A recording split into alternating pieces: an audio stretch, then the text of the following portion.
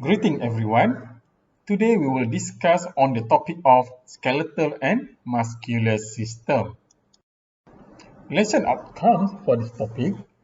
At the end of our discussion, students should be able to understand function and types of skeleton, types of joint, organization of animal skeletal muscle, label, structure, and function of sarcomere, and the last one, able to understand the sliding filament model.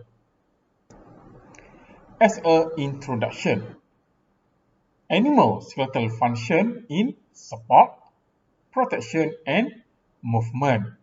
And a various type of animal movement is a result from the muscle who working against some type of skeleton.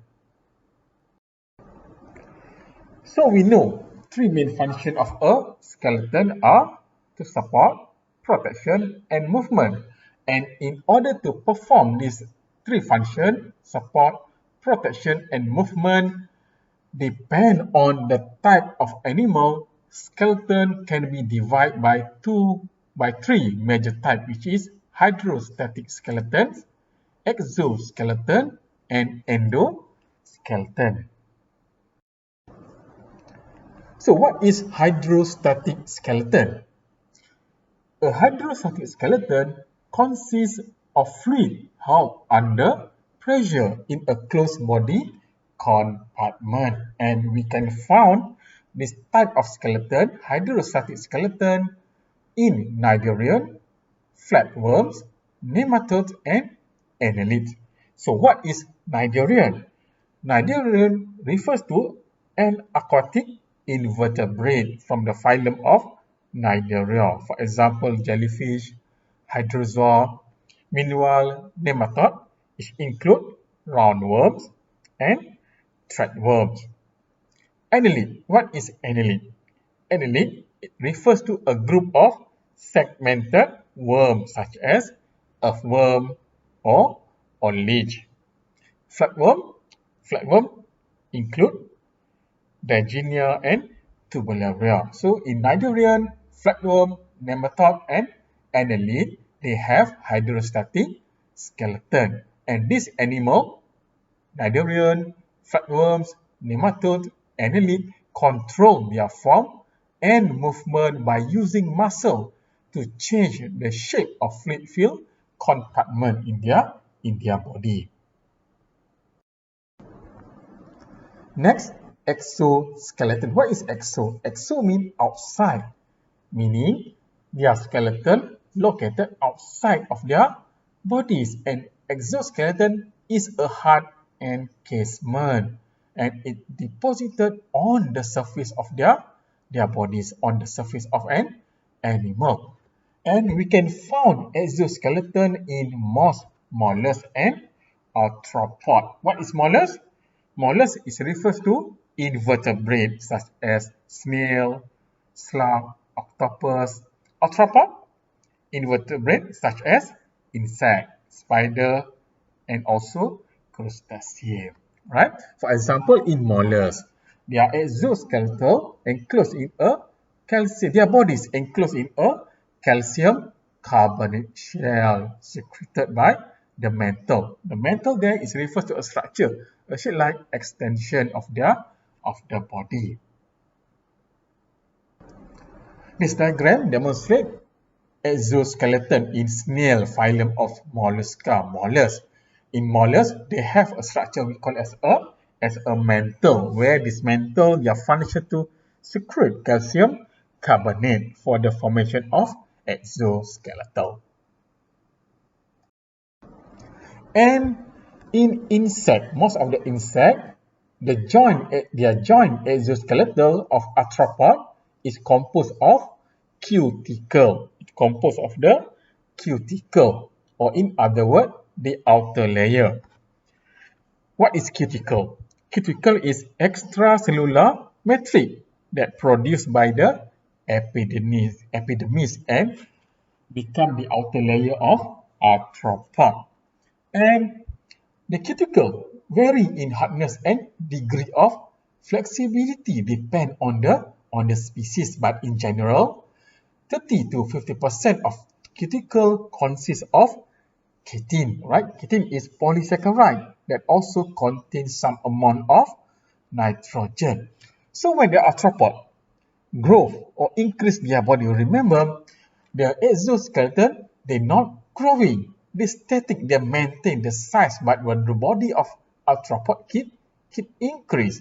So when the arthropod increase, so they must shed or remove their old exoskeletal and produce a new one. And this process we call as a molting or ecdysis. Molting or ecdysis is a mechanism or the process where arthropod remove their old exoskeletal and produce the new exoskeletal.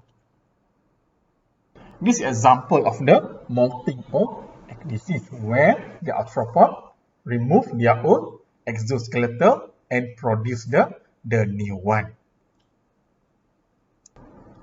Endoskeleton. Endo means inside, meaning skeleton located inside of the body. So, an endoskeleton consists of hard supporting elements such as bones who buried within the soft tissues of an animal.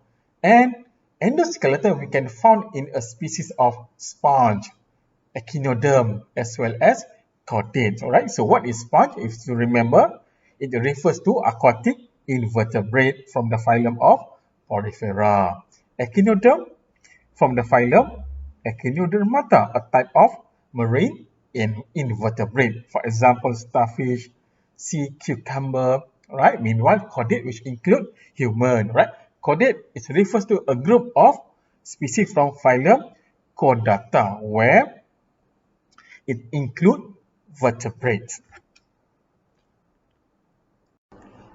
Mammal, which include human, our skeleton is built from more than 200 bones, and these 200 bones, some of them fused together and other connected at a joint by ligament that allow freedom of movement. So this mechanism allow freedom of movement, meaning we can perform many types of movement.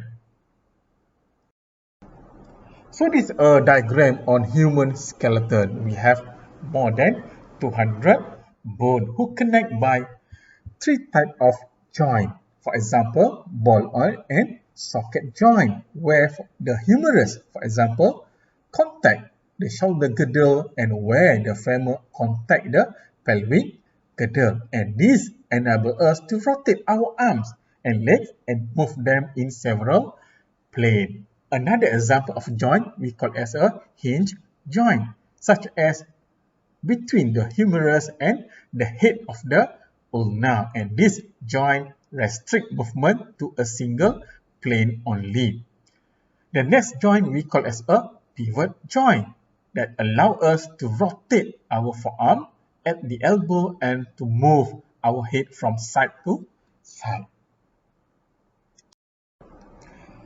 In addition to skeletal, alright, our bodies need to be supported by other elements such as muscle and tendons, right? Muscle and tendon help support large land vertebrate because of the body weight and body size. We need another structure which is muscle and tendon.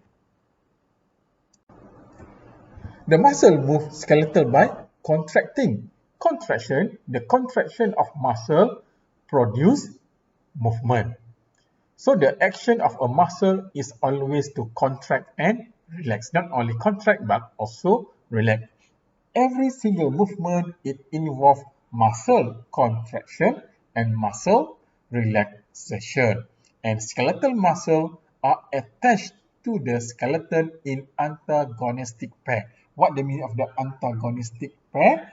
This pair were working in opposite direction in order to produce a movement. For example, right, in one movement, one muscle must contract and another muscle must relax. For example, bicep and tricep. Example of the antagonistic pair is bicep and tricep. When bicep contract, tricep must relax, and vice versa. When tricep contract, bicep will relax. So with each member of the pair working against each other, they must working against each other in order to promote a movement. Now, at the end of our discussion of chapter 8, part 1, we will continue our discussion in second video or part 2. Thank you.